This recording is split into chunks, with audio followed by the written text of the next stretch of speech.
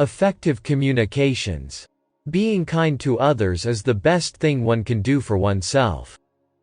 Life is as volatile as a bubble, but two things are as stable as a mountain: kindness and empathy for the problems of others, and courage and steadfastness in our problems, says Adam Gordon.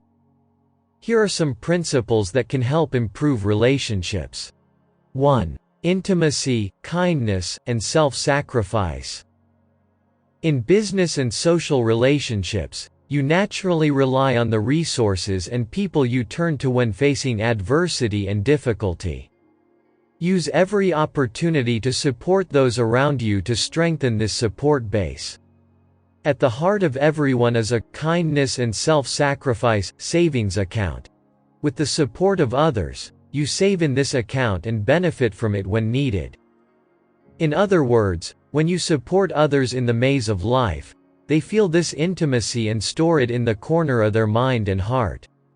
The more people you help, the more comprehensive your network of support. If you want people to fall in love with you in the ups and downs of life, first be kind to yourself and take the lead in their difficulties. Being kind to people is influential in motivating and moving toward success. This relationship allows your mind to focus on essential issues, including the progress and improvement of your life, instead of constantly dealing with worrying problems, personal conflicts, and convulsions. If you can find kind and compassionate friends and colleagues in this vast world, you will find peace and security with them. 2. Attitudes and behaviors. We need unique attitudes to build better relationships. I want to tell you some of the best attitudes. For example, I believe in you. I do not doubt your intimacy. I value our relationship, and I want to resolve our differences. Tell me how you analyze this issue. Be sure that I accept honest and correct words, and I can change myself with complete satisfaction. The best behaviors are: listen to understand. Speak so that they understand you. Start with the agreed topics and gradually move on to the disputed topics. Once these three attitudes are in place, you can eliminate almost all inferential issues. When we understand this, we can often change how we speak. Instead of saying, "Truth is just what I say," we say, "I think so." Instead, "I'm right," we say, "In my opinion," or "as I infer." When we treat others like this, we tell them, "You are important, like me. You have the right to express your feelings and opinions. Your opinions and perceptions are important and respected." When others judge or disagree with us, we can tell them, "Well, you look at it differently. I want to know what your inference is." When we disagree with someone, instead of saying, "I'm right, and you're wrong," we can say, "I see it differently. Let me share my opinion with you." 3. Giving importance to others. If you do not value others, you are unlikely to be able to prioritize good relationships with others. The traffic police hire people who hate people, Ken Blanchard joked. You expect to be mistreated when you apply for a driver's license. You can't make someone feel important if you secretly think he or she is not important, says Les Giblin, who became the year's bestseller. The solution is to value others. Expect the best from everyone.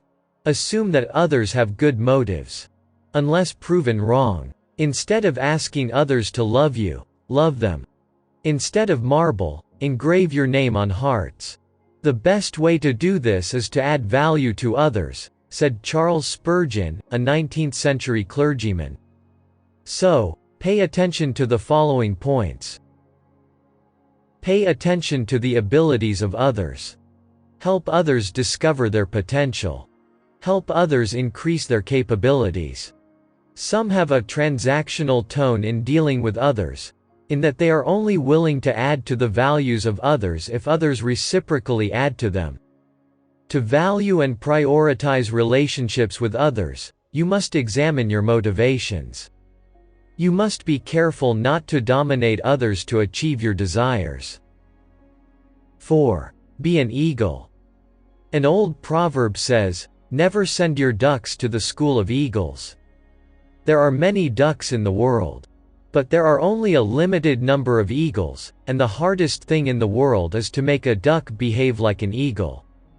Ducks think like ducks and have limited vision, and trying to teach them the eagle's mood is futile. Educational factors also do not have a significant effect on people who do not have appropriate mental and educational backgrounds. Like you want to teach a duck to fly like an eagle. 5. Be optimistic. Optimists live longer than pessimists. Optimists die only once, which is when their lives end, but pessimists die every day for fear of everything. Optimism is a mental habit. With this habit, you can increase your chances of success or get used to pessimism and failure. Optimism is one of the best ways to shape a personality, which results in optimism, hope, and the ability to overcome fears, salvation, a positive mindset, flexibility, and full of energy, faith, and determination. Know that no successful leader or person has been pessimistic, even in the most challenging circumstances. Remember, it doesn't matter what physics or math says. Love attracts love, and the optimist likes to attract optimism. Just as a successful person wants to attract the attention of successful people. 6. Capabilities. The value of everyone in the business is directly related to their ability to perform their duties. Therefore, preparing yourself for the conversation is better to ensure the success of negotiations and meetings. In mass communication, power and authority are always at the disposal of the people who obtain the best documents and manuscripts from the vast amount of information and have the most significant mental readiness. 7. Control the inference from the words of others. Inference control from the words of others is an effective and powerful lever in work and life. In other words, after listening to the other party's point of view, briefly state your inference of what the other party has heard and thus ensure that you receive the correct information. In addition, by reacting to the other person, you show that you have carefully considered and fully understood his words. 8. Question. To clarify the issue, do not neglect to ask the question. Do not forget that in a negotiation or conversation, the person who asks the most questions has control over the talks. Often with the phrase, "What do you mean?" ask the speaker to speak clearly. If you have the slightest ambiguity in your mind, you probably do not understand what the speaker means. You should ask him a set of correct questions to ensure a correct inference. The best way is to use the words, what, where, when, who, why, how, and how many questions, to persuade the speaker to explain the subject further and clarify all aspects and angles.